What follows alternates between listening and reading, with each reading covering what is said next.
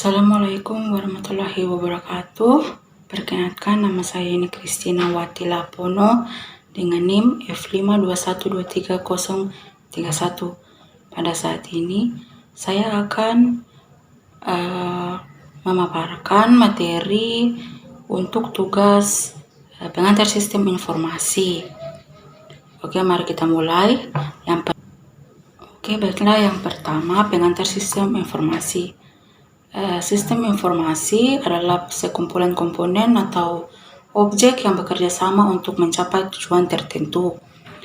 Komponen atau objek yang dimaksud bisa berbagai macam seperti benda, manusia, dan lain-lain. Informasi adalah data atau fakta yang telah diproses dan memiliki arti yang bermanfaat, terutama dalam kebutuhan komunikasi. Jadi, definisi sistem informasi itu yaitu sekumpulan komponen yang saling terkait untuk mengumpulkan proses penyimpanan dan menyebarkan data dan informasi. Tujuan sistem informasi yaitu untuk menyajikan informasi dalam pengambilan keputusan dan sebagai kontrol perusahaan. Sistem informasi berbasis komputer yaitu seperti perangkat keras atau hardware dan perangkat lunak atau software.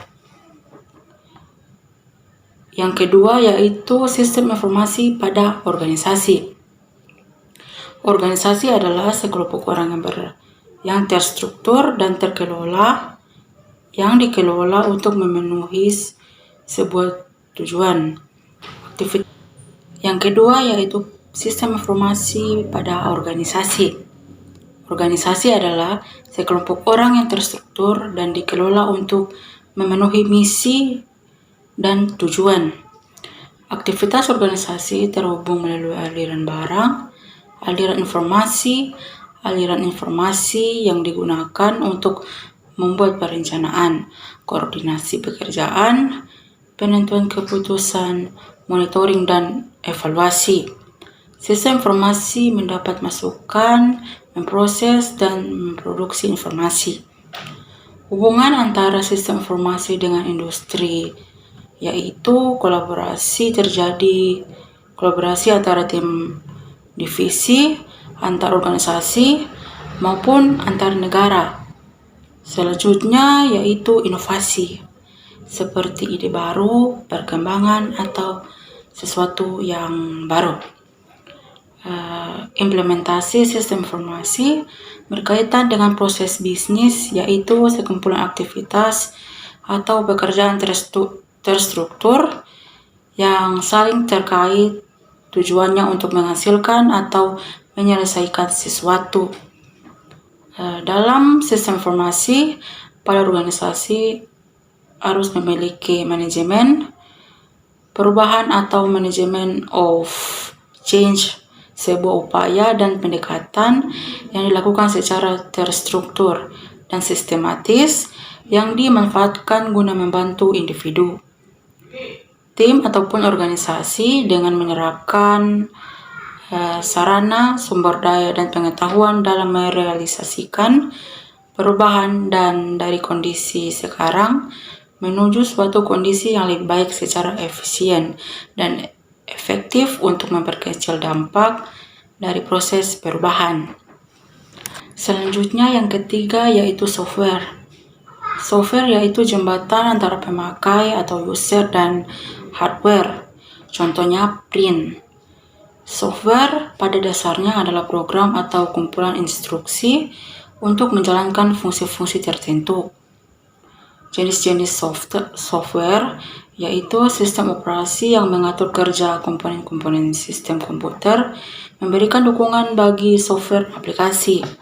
Software yang mengelola pemakaian bersama atau sharing berbagai sumber daya atau resource komputer yang dilakukan oleh sistem operasi, yaitu manajemen proses, manajemen memori, manajemen sistem file, komunikasi dan jaringan pengamanan sistem, user interface, dan device driver.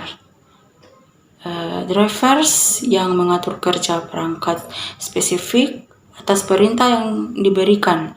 Contohnya, sistem operasi memberikan perintah print yang kemudian diterjemahkan oleh driver untuk sebuah printer spesifik.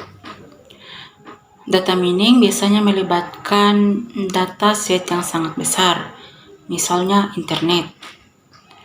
Terus pengembangan aplikasi tujuannya untuk membantu proses pembuatan atau pengembangan software. Biasanya terbentuk integrated development environment.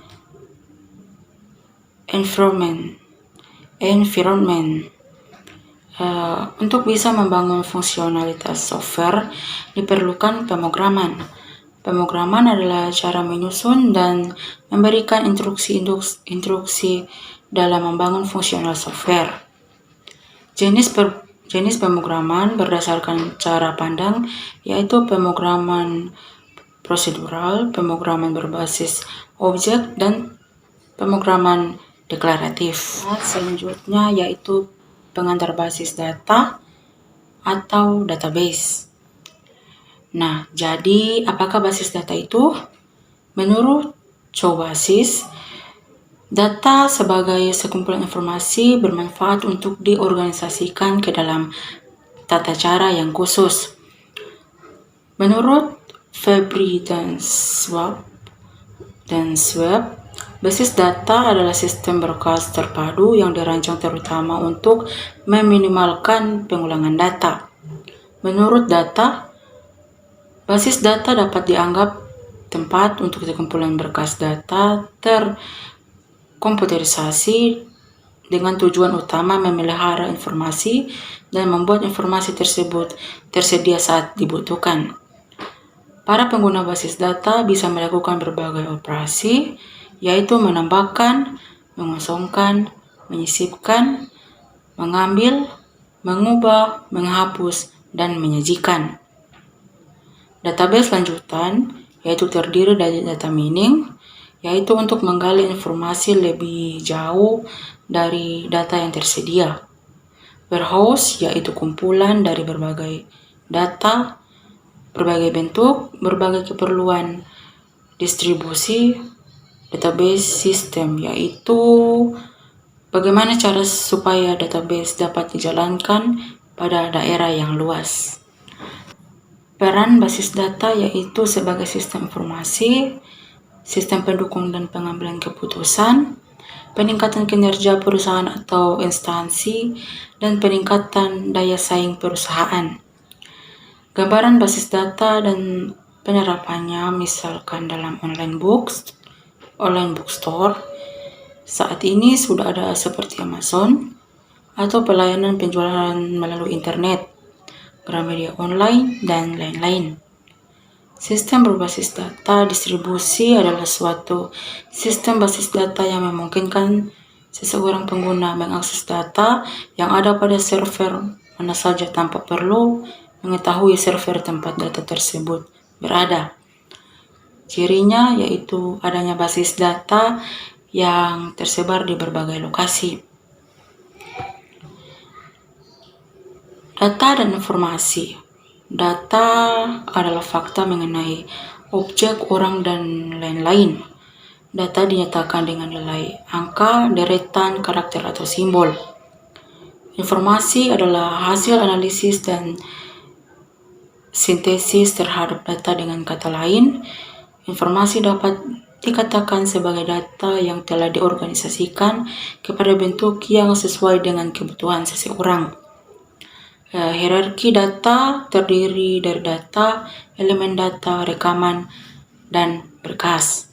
Elemen data adalah sebuah data terkecil yang tidak dapat dipecah menjadi unit lain yang bermakna. Istilahnya adalah file atau medan, kolom, item, dan atribut. Rekaman yaitu gabungan sejumlah elemen data yang saling terkait dalam sistem berbasis data. rasional. Rekaman biasanya disebut dengan istilah tupel atau baris.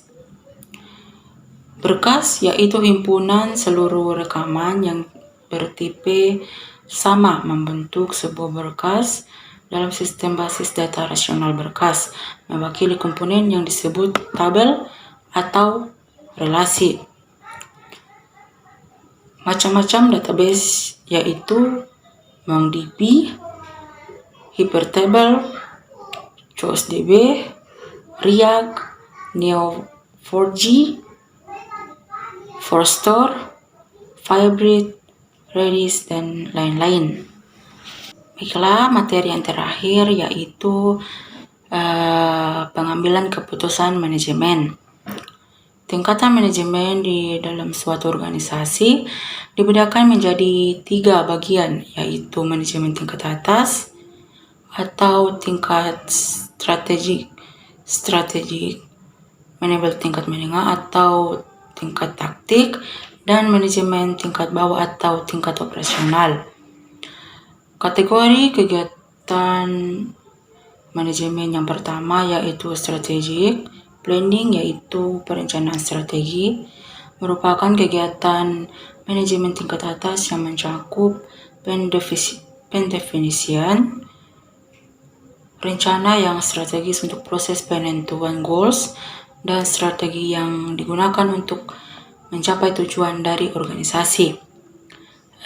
Yang ketiga, operational control atau pengendalian operasional merupakan kegiatan manajemen tingkat bawah yang menjurus pada hal-hal yang sifatnya terperinci dan operasional.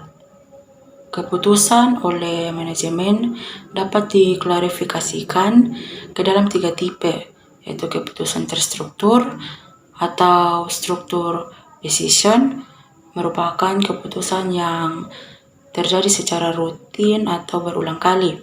Keputusan ini dilakukan pada manajemen tingkat bawah.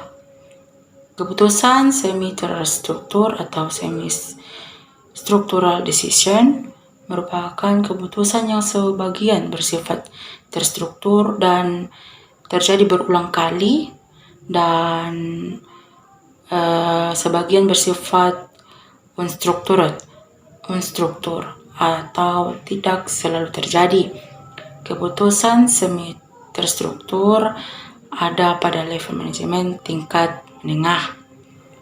Keputusan tidak terstruktur merupakan keputusan yang tidak selalu terjadi. Tidak ada model dalam memecahkan masalah ini dan biasanya berlaku pada level top manajemen. Pada tingkat level manajemen di suatu organisasi, tentu saja ada seorang pimpinan. Pemimpin tersebut adalah seorang manajer yang memiliki tugas dan tanggung jawab. Menurut Menberg, manajer sebenarnya memiliki 10 peranan dasar yang digolongkan menjadi 3 kategori dasar, yaitu interpersonal roles dan decision rules. Peran manajemen berdasarkan kebutuhan, informasi, dan tanggung jawab pengambilan keputusan terdiri dari 3 bagian. Yang pertama, top manajemen memiliki peran membuat keputusan strategis, membuat formulasi kebijakan pemerintah strategi, dan sasaran dalam jangka panjang. Yang kedua, middle management berperan untuk membuat keputusan operasional, membuat formulasi rencana operasional, dan sasaran untuk mengimplementasikan strategi. Yang ketiga, first level management berperan membuat keputusan jangka pendek, melakukan operasional bisnis sehari-hari, yaitu melakukan implementasi rencana dan sasaran operasional.